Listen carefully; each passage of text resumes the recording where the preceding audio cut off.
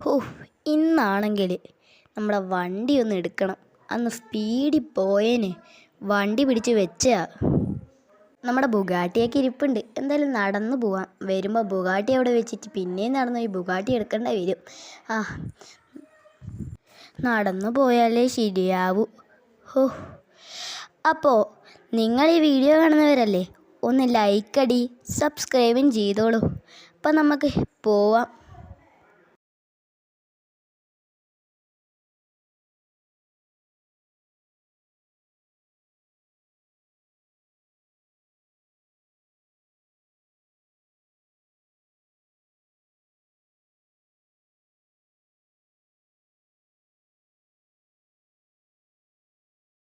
അവിടെ എത്തിയിട്ടേ ബാക്കി കാര്യങ്ങളൊക്കെ പറയാട്ടോ. പോലീസ് സ്റ്റേഷനിലൊക്കെ കയറാൻ